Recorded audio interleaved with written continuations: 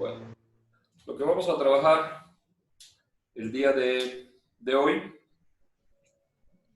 planteamos el desarrollo de lo que vamos a denominar como los métodos alternativos de análisis cinético del movimiento de los cuerpos.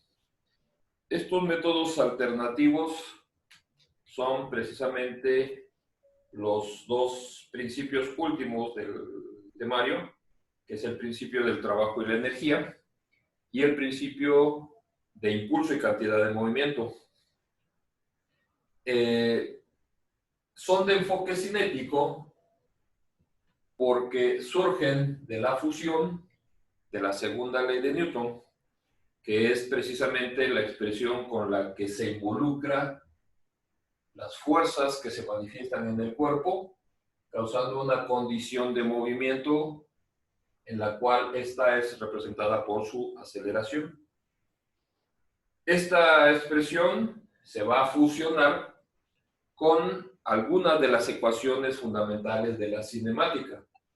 Y estoy anotando en la pizarra, ¿sí?,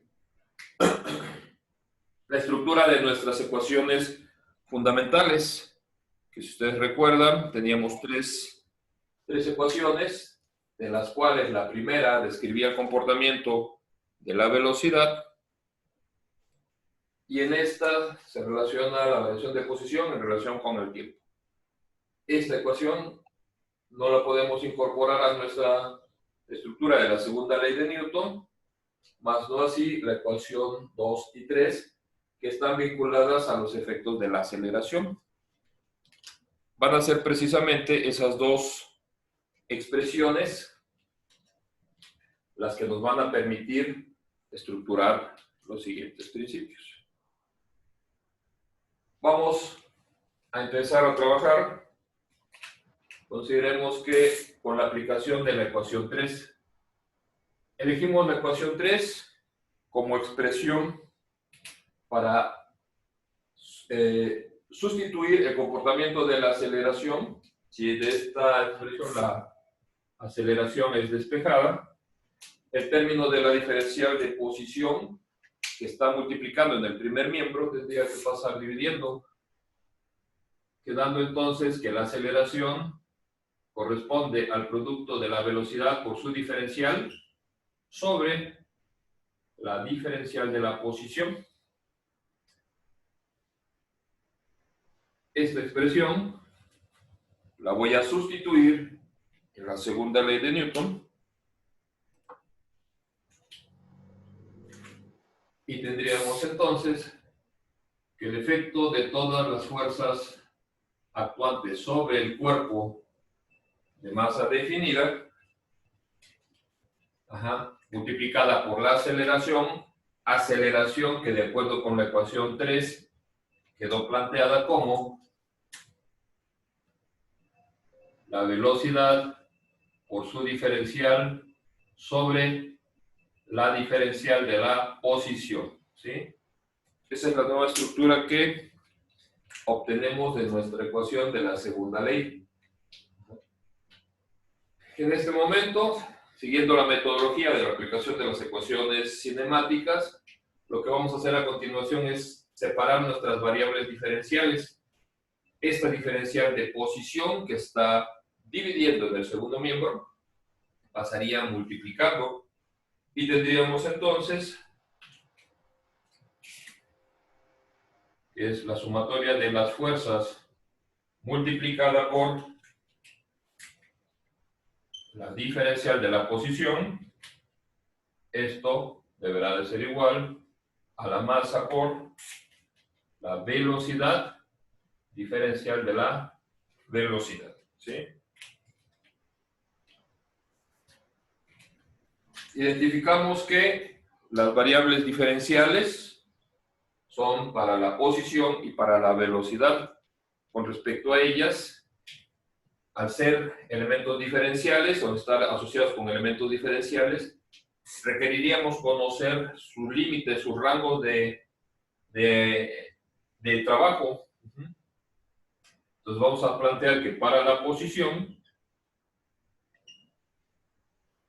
recuerden que en el caso de la posición, yo puedo tener un valor de posición inicial X cualquiera a un valor de posición final X cualquiera, y en donde al desarrollar una diferencia, el signo resultante de este planteamiento no es más que representativo del sentido del movimiento. Entonces no me preocupo por qué valor asuma cada una de ellas, puede ser cualquier valor.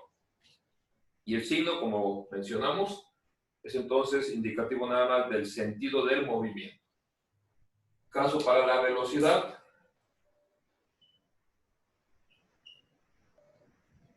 Planteamiento semejante. Para un valor de velocidad inicial, X cualquiera, hasta un valor de velocidad final, X cualquiera, ya que el signo, al igual que en el desplazamiento, no es más que indicativo del sentido de movimiento. Entonces, estos van a ser los límites a los cuales vamos a considerar la aplicación dentro de nuestra ecuación. ¿Sí? Definidos entonces los límites, ¿qué es lo que tendremos que revisar? Para poder incorporar estos límites, yo necesito plantear acá que la fuerza tiene que ser revisada en términos de la posición. ¿Qué fuerza estaría vinculado al comportamiento de la posición? Si reviso, vamos a hacerlo en el orden en el que hemos estado trabajando los elementos de fuerza. Y la fuerza que tengo garantía que siempre va a existir o estará involucrada en mis enunciados es el peso. El peso es dependiente de la masa, independiente de la posición. Esa puede ser considerada constante. Sigo en la revisión. Si interactúo con un plano, la fuerza normal depende de las fuerzas perpendiculares. En consecuencia, podría decir que también es independiente de la posición. La fricción no depende de la posición, sino de los efectos de la fuerza normal. Continúo. La tensión es asociada a los efectos del cuerpo con relación a los pesos, principalmente. Tampoco es dependiente de la posición.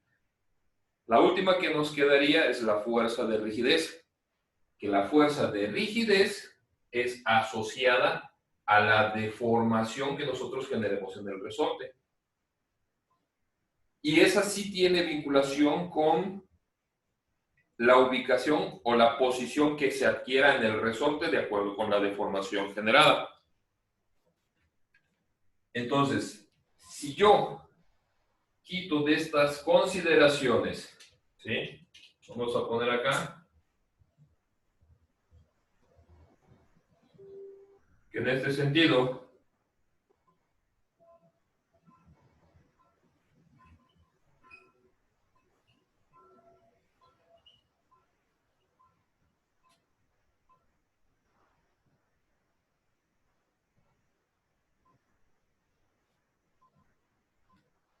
considerando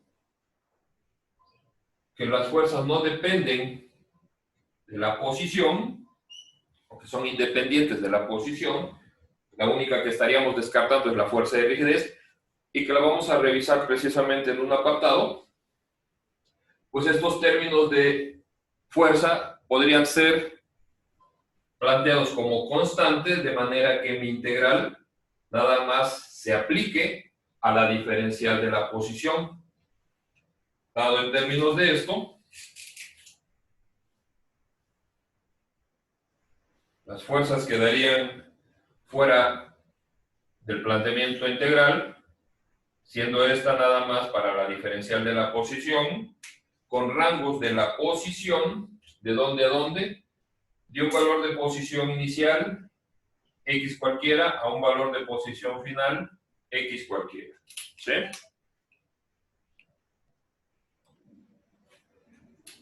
El segundo miembro de nuestra igualdad corresponde a la masa que es constante, invariable, absoluta. Esta quedará fuera de la integral que hemos de plantear para la velocidad multiplicada por la diferencial de velocidad con rangos para la velocidad de un valor de velocidad inicial x cualquiera hasta un valor de velocidad final x cualquiera. ¿Sí? Así estarían entonces referidas nuestras integrales, de las cuales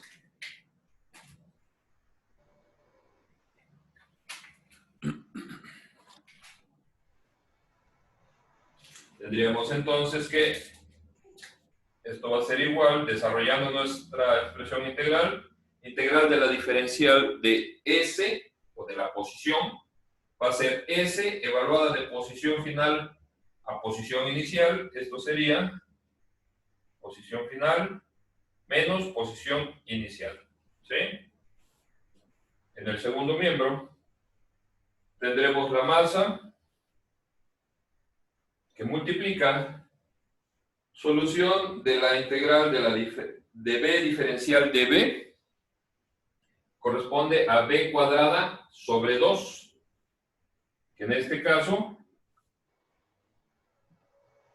tendría que ser entonces la velocidad final como límite superior al cuadrado sobre 2 menos el límite inferior, que sería la velocidad inicial al cuadrado sobre 2.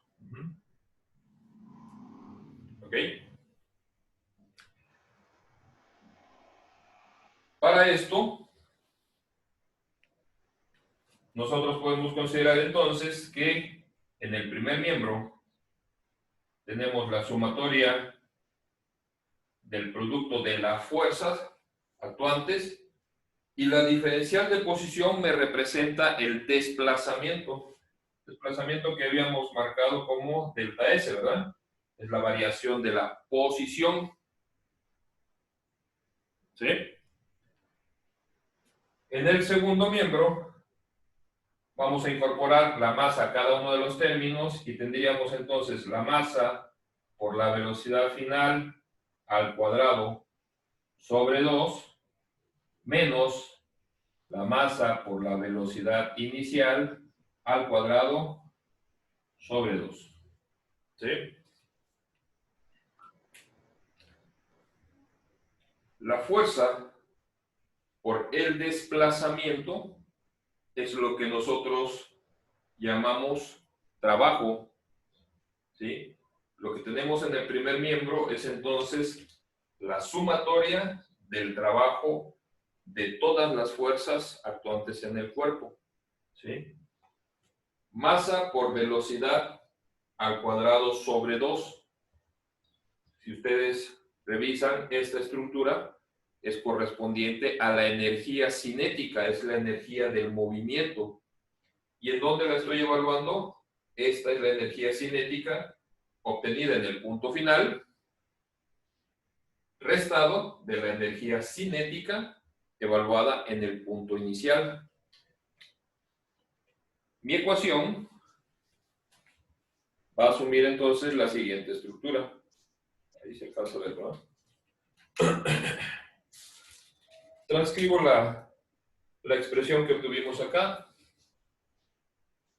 La voy a escribir entonces. Es la sumatoria de fuerzas multiplicadas por el desplazamiento igual a la masa por la velocidad final al cuadrado sobre 2 menos la masa por la velocidad inicial al cuadrado sobre 2. Esto, vamos a decir, en representación para el trabajo, vamos a utilizar, bueno, consideren en este momento, es una letra griega, es una U mayúscula, se me fue el nombre. Es entonces el trabajo, la sumatoria de trabajos de todas las fuerzas actuantes, vamos a decir, del punto 1 al punto 2. Voy a renombrar las nomenclaturas de los de los términos de energía.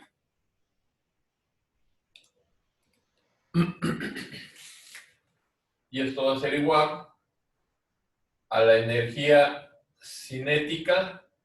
La posición 1 corresponderá entonces a la posición 2, menos la energía cinética referida en la posición 1. Es la diferencia inicial, ¿vale? El principio establece entonces el efecto de los trabajos que se manifiestan en el cuerpo igualados con las condiciones de energía o las diferencias de energía cinética que se dan en el mismo. Para estructurar nuestro principio, nosotros lo que vamos a hacer es este término que corresponde a la energía cinética inicial o en el punto 1 que está restando, lo vamos a despejar, lo vamos a pasar al primer miembro de nuestra igualdad, quedando entonces que la energía cinética inicial al cuadrado sobre 2 sumado al efecto del trabajo de todas las fuerzas actuantes, esto me debe de dar como resultado la energía cinética final del cuerpo, ¿sí? Y esta estructura es a lo que le denominamos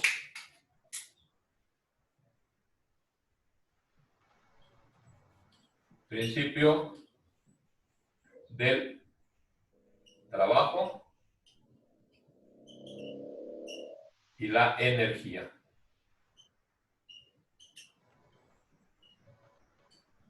¿Ok? Esa es la estructura que obtenemos entonces para la representación de nuestro principio del trabajo y la energía. En donde importante es revisar cuáles son las características de esta ecuación. Voy a identificar de este planteamiento qué términos son vectoriales. La velocidad, dijimos, es una característica del movimiento que puede ser representada como un vector. Las fuerzas son vectores, como también son vectores los desplazamientos, ¿verdad? O el desplazamiento en términos general para nuestra ecuación. Y tenemos nuevamente el vector velocidad, ¿sí? De esta referenciación de quiénes son vectores, vamos a establecer entonces algunas características.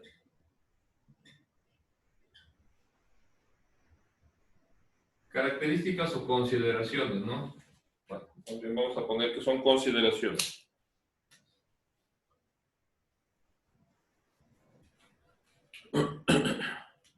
Consideraciones.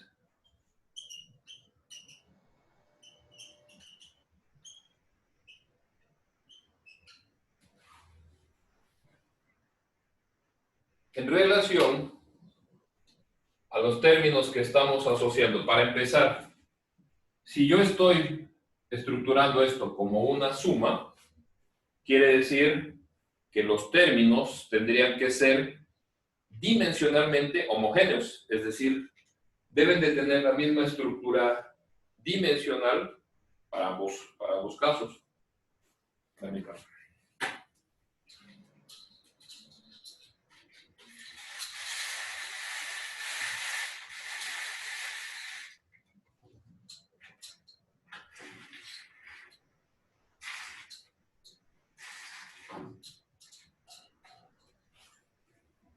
¿Ok?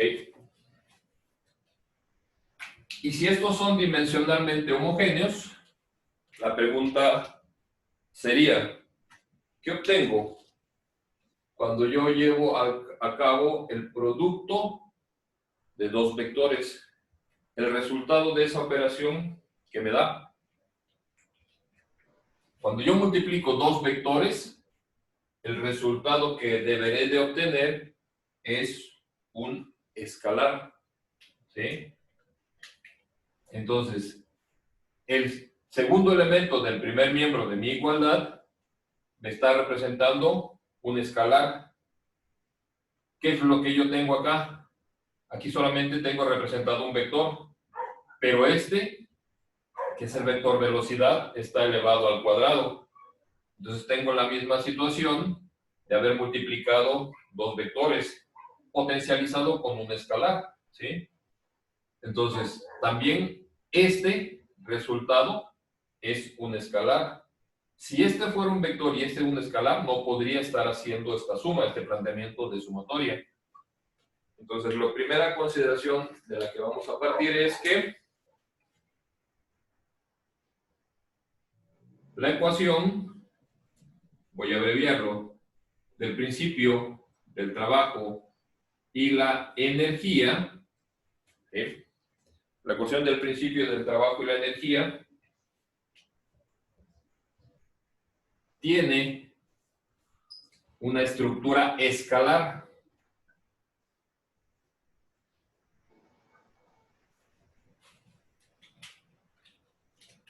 Tiene una estructura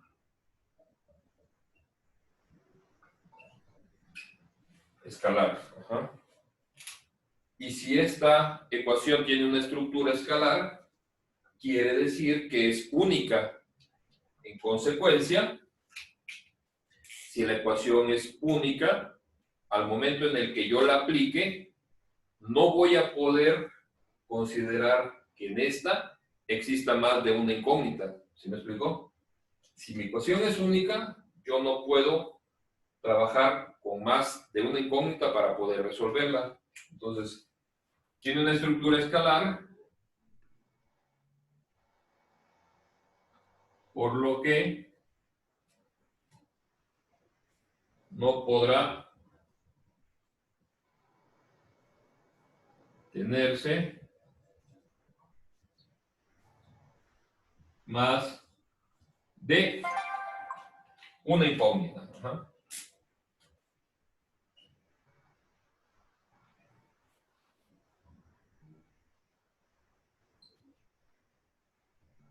¿Sí?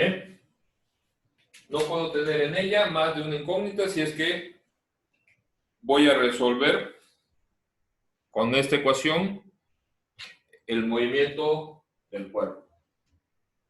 ¿Sí? Bien. Siguiente consideración. Ajá. Si estamos estableciendo que la energía cinética con el trabajo de las fuerzas actuantes se pueden sumar, la siguiente consideración es que los términos de la energía y el trabajo son dimensionalmente homogéneos.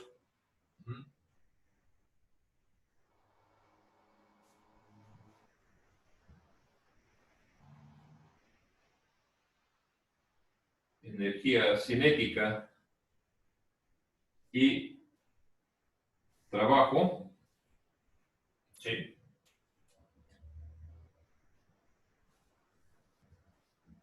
serán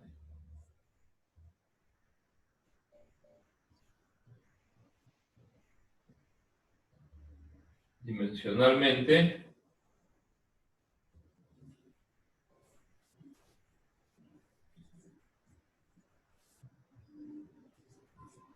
homogéneos.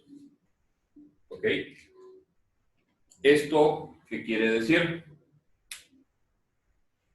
Revisemos sobre el sistema internacional. Unidad de masa en el sistema internacional.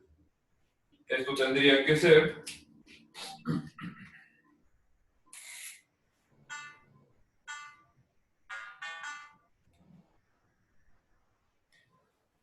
llevamos 30 minutos, ahora ya usé alarma.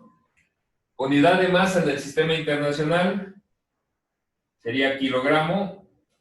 Unidad para la velocidad tendría que ser metros sobre segundo.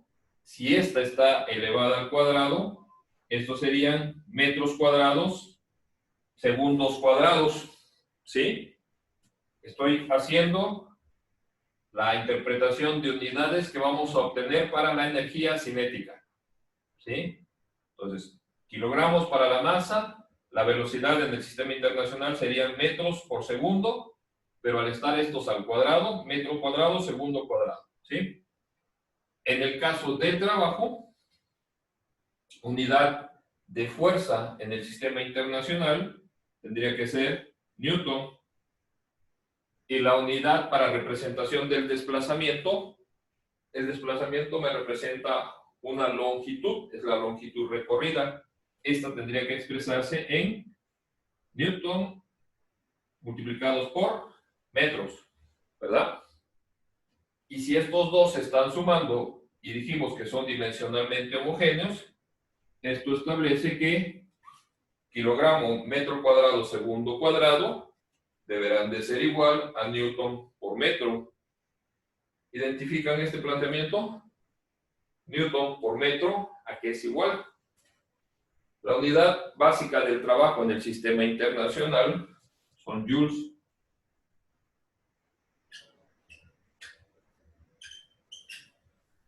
¿Sí? O julios. ¿Sí? Entonces, esta es la siguiente consideración, que todos los términos son dimensionalmente homogéneos y en su estructura pues relacionaremos para el sistema internacional este planteamiento de unidades. Ajá.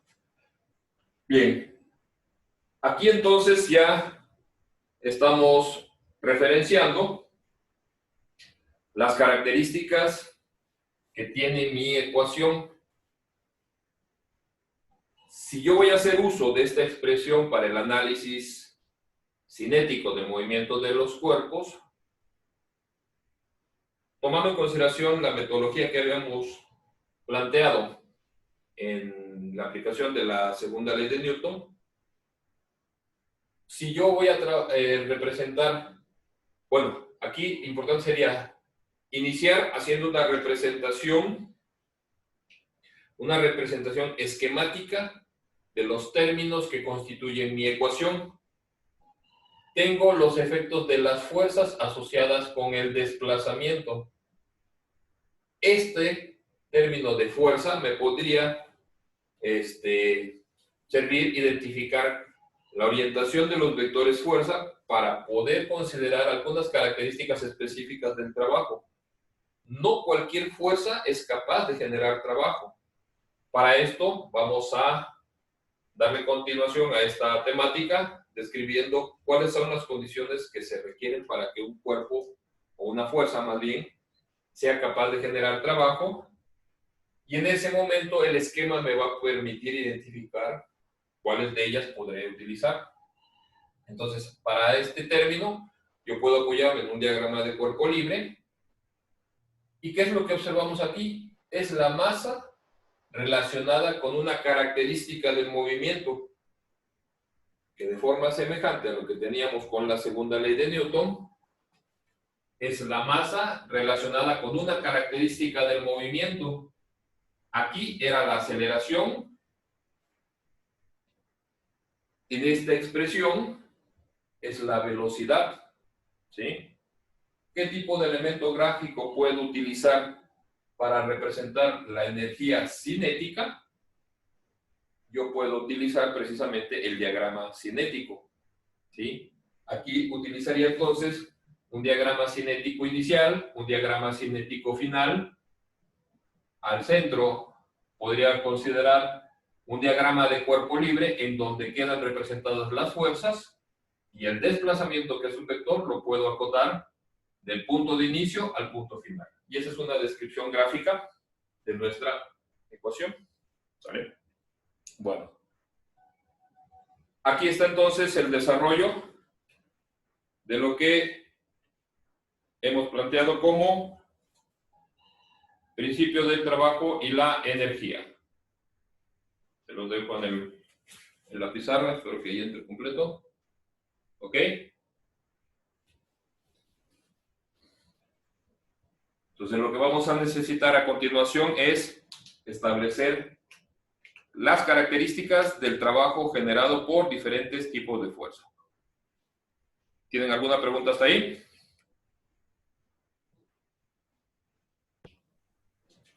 ¿Se entiende el planteamiento? Sí, profe. Sí, Sí, profe. Ok.